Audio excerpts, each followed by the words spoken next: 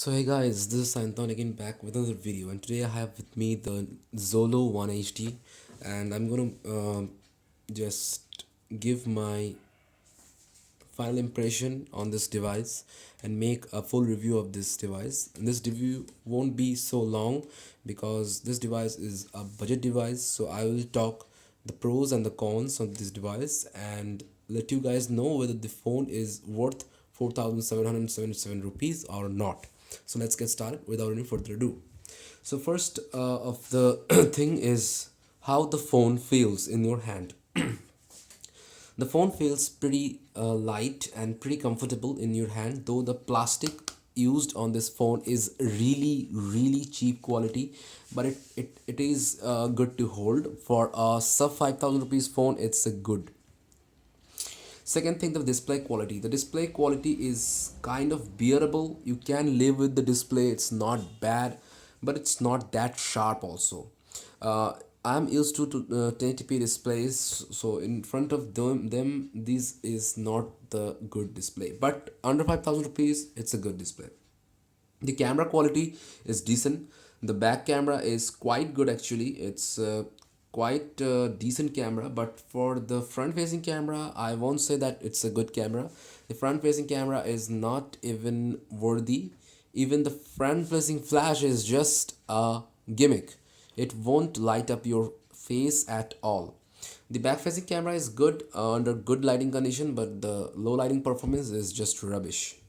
The phone touch response is quite good, but sometimes it can lag.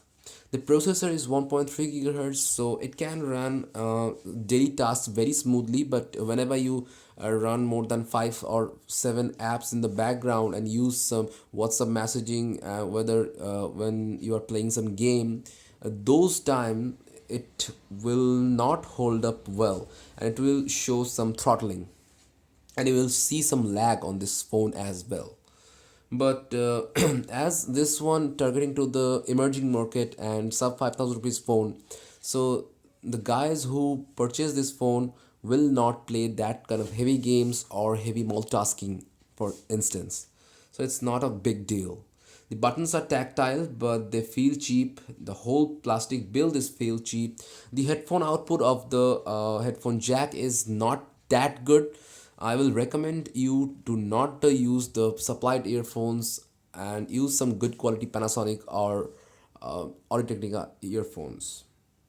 The next thing is OTG is not supported. There is no LED notification light. Also, the ear speaker is kind of crackling on whenever you call, so it's not that crisp. The micro USB port has not supported any kind of fast charging. It will support only normal 1 amp charging, so it will take at least 3 hours to charge full the battery. And most of the games and apps are supported, though NFS no limits just crashed on me, so that didn't support. I don't know why. It's just maybe because of MediaTek processor. It's running on the Lollipop version, and company haven't clarified that will whether the phone gets marshmallow or not. I'm expecting it will not, because it's a very cheap phone, and company will not push marshmallow for this phone. If they pushes, then it's a good deal.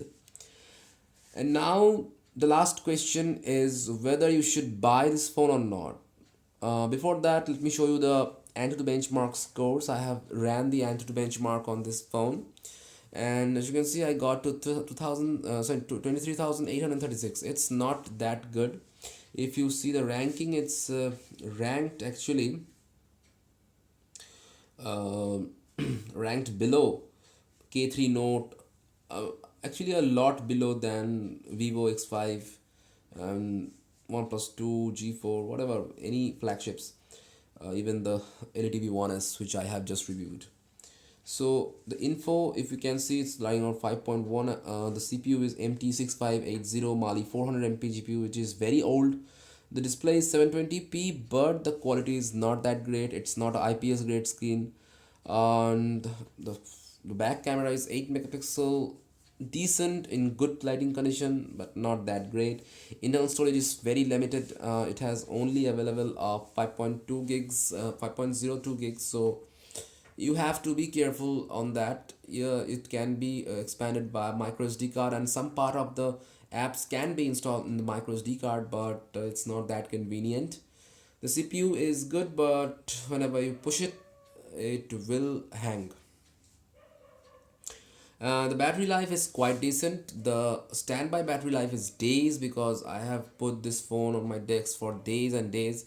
As you can see, it can last more than 1 day or heavy uses. And also, if you don't use this phone at all and just put it on Wi-Fi, and it will last at least for 7 to 8 days, because just 2 3 days ago I have on travel, so I put this device on my home with the Wi-Fi on, and it lasted all 8 days.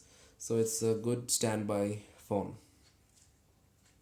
It has a relatively large battery, and you can use 3G on this. uh, no 4G. 3G is more than enough right now.